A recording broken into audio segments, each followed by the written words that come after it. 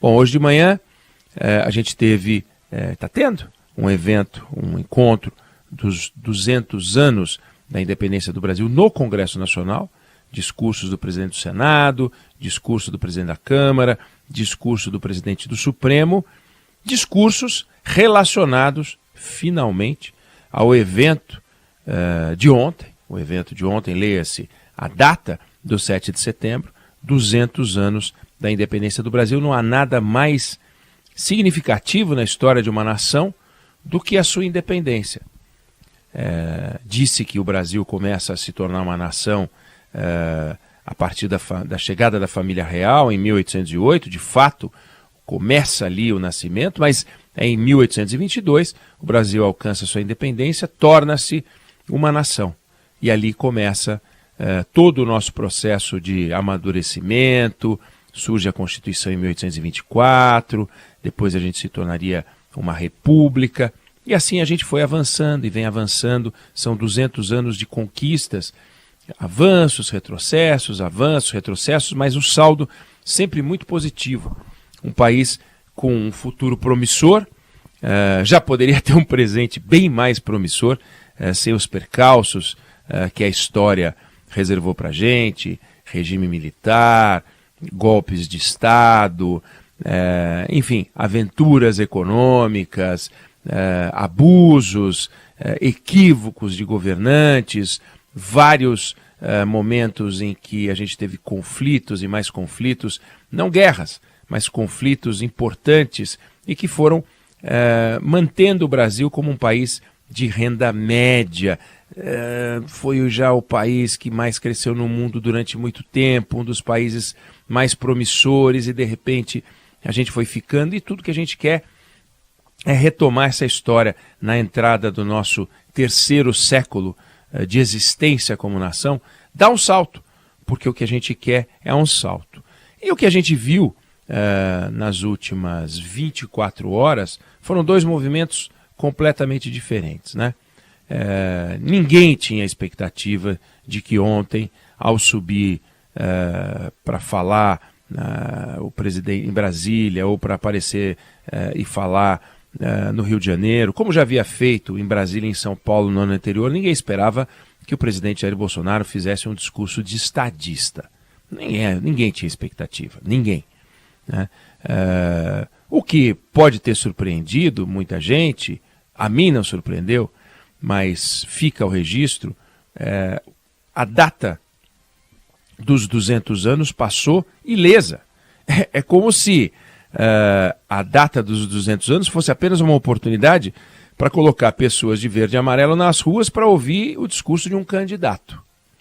Ele falou como candidato, ele não falou como presidente disposto a propor à nação que refletisse sobre os 200 anos de conquista, com alguma referência histórica, falando de momentos importantes da nossa constituição como nação, dos nossos desafios, dos nossos vários momentos, os vários dilemas que o país enfrentou. Zero. Não teve nada disso, nada.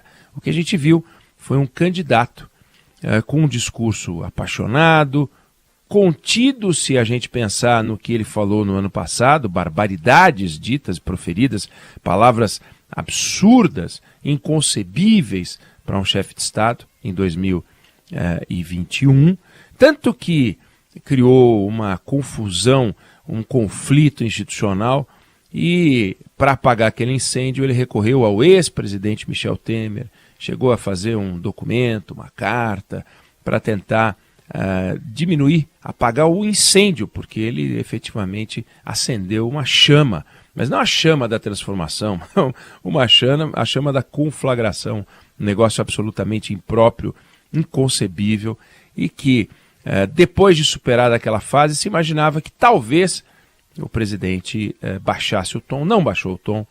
Ele, obviamente, não fez ontem um discurso contra o Supremo Tribunal Federal, não propôs um conflito entre os poderes, mas o tempo inteiro falou de forma inflamada, sem a paixão pela função do chefe de Estado, mas a paixão que marcou a campanha de 18 e que está marcando a eterna campanha desde 2018, a ininterrupta campanha, a mais longeva campanha política que o Brasil conhece. Não parou desde 2018, todos os candidatos, mas em particular o presidente da República.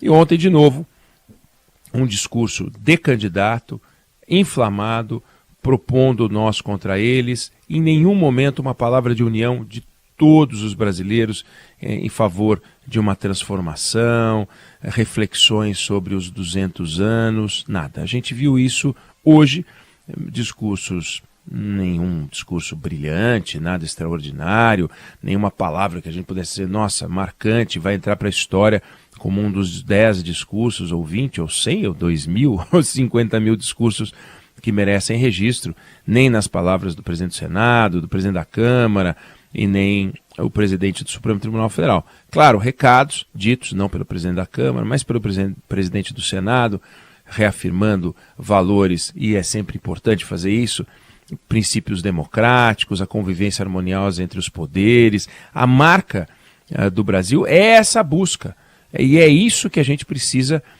procurar daqui para frente. Seja vitorioso o presidente Jair Bolsonaro, seja vitorioso o ex-presidente Lula na eleição que se avizinha, não dá para o Brasil ficar nesse nós contra eles e trocando de lado. Se porventura ganhar o presidente Lula, o nós virá o que hoje Jair Bolsonaro chama de eles. E daí ficar também esse nós contra eles, e a gente entrar num ambiente de acerto de contas. Quer dizer, acerto de contas se o Bolsonaro se reeleger, acerto de contas se Lula se eleger. Não dá para ser assim, não pode ser assim. O Brasil tem que baixar a bola e cortar as bolas que são levantadas, que são as oportunidades econômicas, as necessidades sociais, né? Uma construção política mais sofisticada. O Brasil tem muitos desafios pela frente e vários desses desafios só serão superados se a gente conseguir aprovar medidas complexas que envolvem 3/5 das duas casas, porque são emendas constitucionais. Como chegar a 3/5, leia-se 60% da votação na Câmara e no Senado, num ambiente conflagrado? Não tem condições. Aí o presidente assume ou se mantém no cargo, e o clima de tensão vai se dar de uma maneira tão assombrosa que a gente não vai conseguir aprovar como aprovou muito pouco nos últimos 4 anos.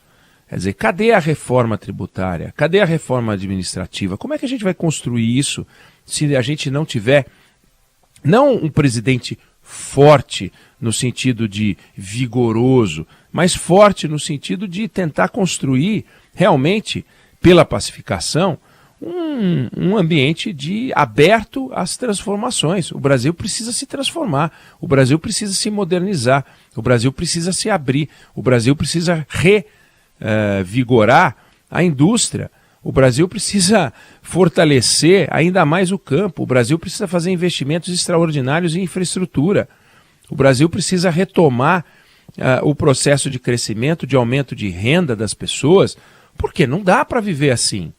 Educação, saúde, olha quanto a gente tem que fazer. A gente tem uma longa estrada para o progresso e essa longa estrada está acompanhada de grandes oportunidades. O mundo vive uma crise da qual o Brasil está fora, embora seja parte dessa crise.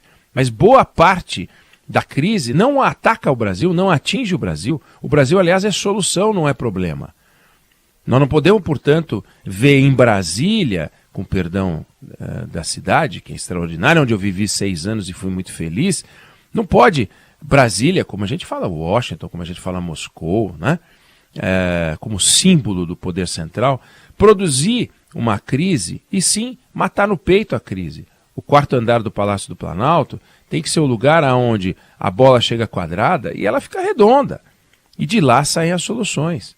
Então, seja o presidente Jair Bolsonaro, o futuro presidente reeleito, seja Luiz Inácio Lula da Silva, o futuro presidente, que já ocupou o cargo 2 vezes, o que a gente precisa é que aquele que vier a colocar faixa, eu falo aquele, não aquela, poderia falar que ela, demagogicamente, não acredito na possibilidade de Simone Tebet subir, não acredito na possibilidade de Soraya Tronic subir, a história não autoriza que a gente acredite nisso, e por isso digo aquele que colocar a faixa entre os dois que tem realmente chance real, matemática, de se tornar presidente do Brasil, né? A gente já viu arrancada, uma única arrancada, aliás, na eleição presidencial, que não produziu um X de virada, que foi o terceiro colocado em 2014, Aécio Neves, que saiu mais ou menos dessa época com 15% das intenções de voto. Seria a soma de Simone Tebet com Ciro, e olhe lá, ainda precisaria botar a Soraya junto para formar um Aécio Neves, que passou Marina Silva e perdeu a eleição para Dilma Rousseff. Então, hoje, faltando pouco tempo para a eleição, é o momento do brasileiro, da brasileira, de você que está ouvindo a gente, ouvinte querido, ouvinte querida, fazer uma reflexão. Você pode vencer com o seu candidato, você pode perder com o seu candidato, mas ainda assim, você não pode esquecer que aquele que votou no seu adversário, ele quer a mesma coisa que você, um país melhor. Então nós não podemos entrar nesse ambiente de eu odeio o meu vizinho, eu odeio porque ele é petista ou porque ele é bolsonarista. Não vem ao caso. Somos todos uma coisa só. Sabe clima de Copa do Mundo, quando todo mundo torce para o mesmo time, o time é o Brasil? É isso, o time é o Brasil. Se vai ser transformado pelo Bolsonaro, se vai ser transformado pelo Lula, eu não tenho a menor ideia, né? Quer dizer, não tenho a menor ideia. Hoje a matemática diz que vai ser transformado pelo Lula. Mas não existe em lugar nenhum escrito que o Bolsonaro não tenha condições de ganhar, não. Pode ganhar. E aí? Porque ganhou, vai dizer, vou dar uma lição neles? E se o Lula ganhar, vai dizer, vou dar uma lição neles? Então vamos fazer uma faxina no governo? Como é que vai ser? Então nós não podemos entrar nessa viagem enlouquecida. Então se o 7 de setembro serve para alguma coisa, e as festividades, as comemorações continuaram hoje, que sirva para essa reflexão. Chega de nós contra eles. Que a gente vá para as urnas para escolher aquele que a gente, ou aquela que a gente entende que é o melhor candidato ou a melhor candidata para ocupar a presidência da República, e que a gente se conforme se ganhar o adversário e que a gente festeje se ganhar o candidato da gente, para a gente transformar o Brasil daqui para frente. Não dá mais. Não dá para ficar com essa renda medíocre, não dá para ficar com essa educação medíocre, não dá para ficar vendo os jovens querendo chegar ao mercado de trabalho e não tendo oportunidade. O desemprego está caindo, mas a renda também está. Então a gente tem que dar essa virada, e essa virada só se vai dar com união.